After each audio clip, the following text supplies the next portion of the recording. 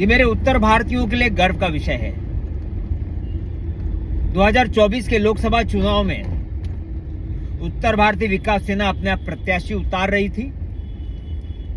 NDA के आला कमान लोगों को ये संदेश मिला कि उत्तर भारतीय विकास सेना प्रत्याशी उतारेगी, तो कहीं ना कहीं एनडीए को नुकसान होगा। उनके राष्ट्रीय महासचिव जो थे तावड़े साहब हैं, राधा मोहन अग्रवाल जी, उनसे मुलाकात हुई। दिनेश शर्मा जी जो डिप्टी सीएम उत्तर प्रदेश के रह चुके हैं, महाराष्ट्र के प्रभारी थे, वो लोगों ने निवेदन किया कि पंडित सुनील शुक्ला जी कृपा करके आपके पार्टी से कोई प्रत्याशी ना उतारे। अगर प्रत्याशी उतरते हैं तो नुकसान उसमें एनडीए का होगा। उनका बोलना था देश का नुकसान होगा। चलो, हमने एक राजनीतिक धर्म निभाया, एनडीए को समर्थन दिया, वो भी निस्वार्थ।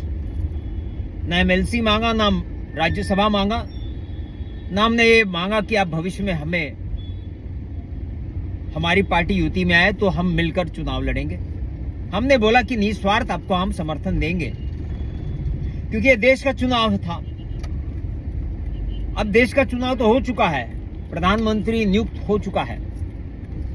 अब है महाराष्ट्र राज्य का चुनाव। महाराष्ट्र राज्य के चुनाव में जहां पर 60 सीटें हैं, मुंबई, थाना, पालघर, टोटल 60 सीट है। इन 60 सीटों पर मैं सवाल पूछना चाहता हूं एनडीए से, क्या शिंदे जी, फडणवीस जी, अजित पवार जी, क्या मेरे उत्तर भारतीयों को हिस्सेदारी में लेंगे? क्या हमें हमारी जनसंख्या के हिसाब से टिकट मिलेगा? हाल ही में मुलाकात मेरे इन सभी नेताओं से हुई है, गुप्त मुलाकात हुई है। मैं समझता हूं कि फोटो वीडियो डालने से समाज का उद्धार नहीं हो सकता। तो इनका एक ही मतलब था बोलने का कि शुक्ला जी, हमें आप लोग का वोट चाहिए। मैं उनसे पूछता हूं, क्या मेरे ओबीसी समाज जो यहां जन्मे हुए हैं, एससी एसटी जो यहां पर महाराष्ट्र में जन्मे हैं, क्या आप उन्हें भूमिपुत्र मानते हैं कि नहीं? तो बोलते हैं हम मानते हैं। तो मैंने पूछा कि उनका आरक्षण कौन खा रहा है? मेरे मुसलमान भाइयों को माइनॉरिटी, चाहे वो कर्नाटका से आए, जम्मू कश्मीर से आए, चाहे यूपी से आए, बिहार से आए, महाराष्ट्र में माइनॉरिटी कोटा में उनको आरक्षण मिलता है। लेकिन हिंदू उत्तर भारतीय ओबीसी जो यहां जन्मा हुआ है महाराष्ट्र में, उसका आरक्षण नहीं उसको दिया जा रहा है। तो मैंने सवाल पूछा कि ओबीसी कोटा में से हम हिंदुओं को कब मिलेगा? तो सब चुप। इस सवाल मैंने देवेंद्र जी से पूछा, ये सवाल मैंने श्रीकांत जी से पूछा, ये सवाल मैंने उद्धव साहब से भी पूछा। सभी का मानना एक ही है कि उत्तर भारतीय यहां पर केवल वोट करे, सत्ता की लालसा ना रखे, सत्ता के बारे में सोचे नहीं।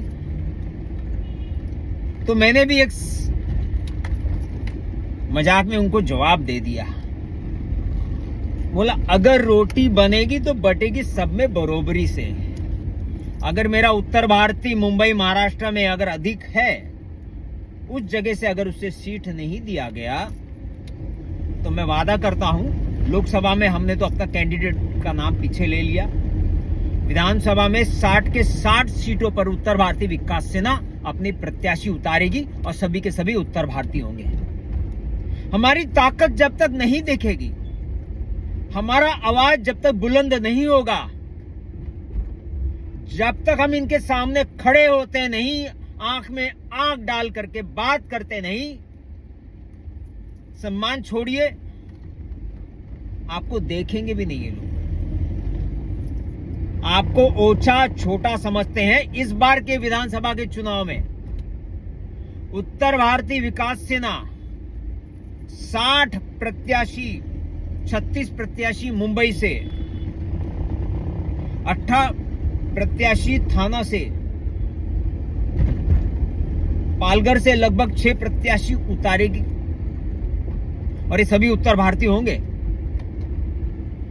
अब कुछ लोग सोचेंगे कि हम जीतेंगे कि नहीं, तो आप एक चीज समझिए, बाबा साहेब अम्बेडकर ने जो संविधान बनाया 1952 के चुनाव में, वो चुनाव हारे हैं। जब उन्होंने संविधान बनाया और संविधान बनाने वाला जब चुनाव हार सकता है, तो आप कितने बड़े इंसान हो कि आपको जीतना ही जीतना है। शायद आप जीत भी जाए। वो कहावत है, गिरते हैं सह सवारी मैदाने जंग में, उत्फिल क्या गिरेगा जो घुटनों के बल चले। मैं आपको ताकत देने की बात करता हूं, मैं आपको ताकत दे के रहूंगा। शर्त यह है कि आपको संगठित होना होगा, राजनीतिक तौर पर इस मंच पे आना होगा। सत्ता तो आपको दे के रहूंगा, ये मेरा वादा है। जय हिंद, जय महाराष्ट्र, जय उत्तर भारत।